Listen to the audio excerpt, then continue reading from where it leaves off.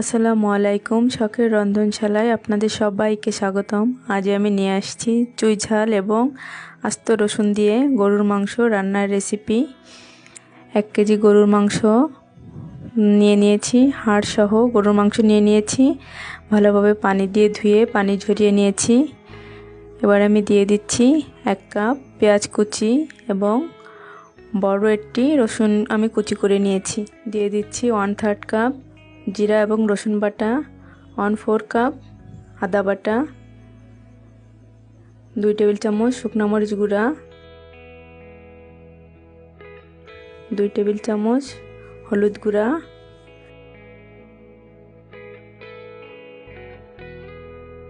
2 table চামচ ধনিয়া গুঁড়া, 1 কাপের বেশি টমেটো টুকরা করে নিয়েছি। দিয়ে দিচ্ছি স্বাদমতো লবণ এবং দিয়ে দিলাম 1/2 কাপ রান্নার তেল। এবার আমি মাংসটা এবং মশলাগুলো ভালোভাবে মাখিয়ে নেড়েচেড়ে ভালোভাবে মেখে দিব।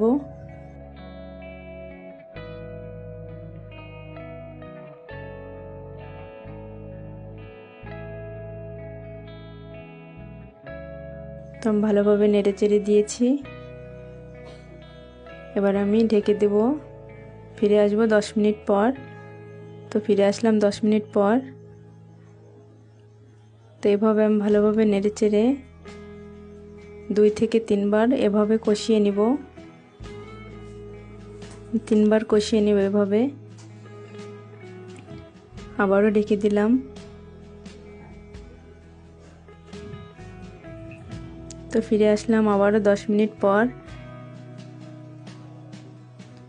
ভালোভাবে নেড়েচেড়ে দিচ্ছি যাতে নিচে লেগে না যায়, যেহেতু আমি পানি অ্যাড করিনি এখনো। গরুর মাংসটা হতে একটু সময় লাগে, তো আমি 1 কাপ পানি দিয়ে দিচ্ছি মাংসটা সেদ্ধ হওয়ার জন্য। এভাবে আমি 3 বার পানি অ্যাড করে দিব।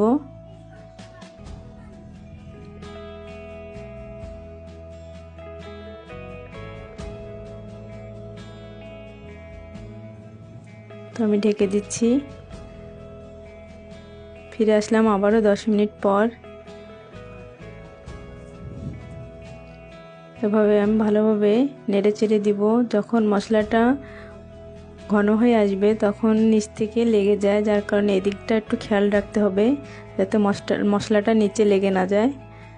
এই কারণে বারবার একটু নেড়ে দিতে হবে।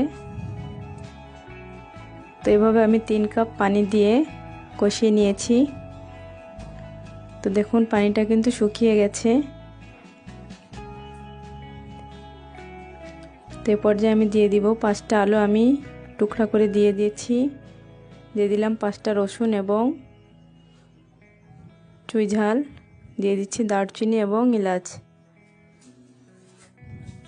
ভালোভাবে নেড়েচেড়ে আলুটা এবং রসুন চুই ঝাল ভালোভাবে সিদ্ধ হওয়া পর্যন্ত অপেক্ষা করব। তো এবার আমি 1/2 কাপের মতো পানি দিয়ে দিলাম যাতে নিচে লেগে না যায়, কারণ এখন আর মাংস থেকে পানি বের হবে না, যার কারণে পানি দিয়ে দিলাম। তো ফিরে আসলাম, দেখুন পানিটা কিন্তু শুকিয়ে গেছে।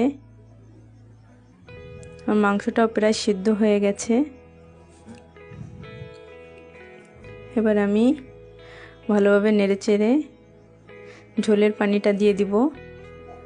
আমি আর পরবর্তীতে আর কোনো পানি অ্যাড করব না। তো এভাবে আমি 3 কাপ পানি অ্যাড করে দিব। তো আমি 2 কাপ দিয়ে দিয়েছি, এরপর আমি আরও 1 কাপ দিব।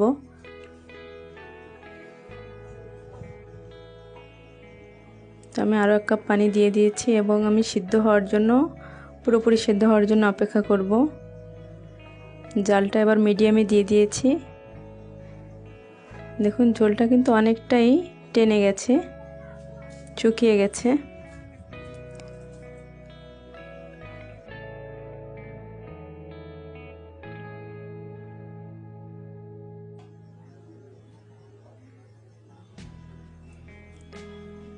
আবারও ঢেকে দেব। ফিরে আসবো 5 মিনিট পরে। তো ফিরে আসলাম 5 মিনিট পর। দেখুন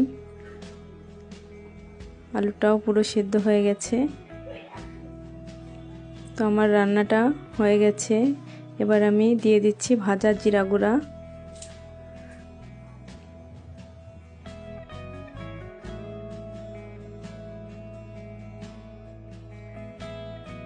দশ থেকে 15 মিনিটের মতো দমে রেখে দেব। গ্যাসটা অফ করে দেব।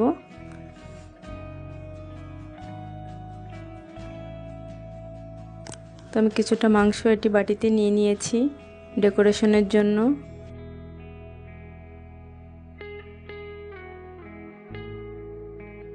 ভালো লাগলে এটি লাইক দিবেন এবং আপনাদের মূল্যবান মতামত, কেমন লাগলো আপনাদের মূল্যবান মতামত আমাকে কমেন্টসের মাধ্যমে জানাতে পারেন।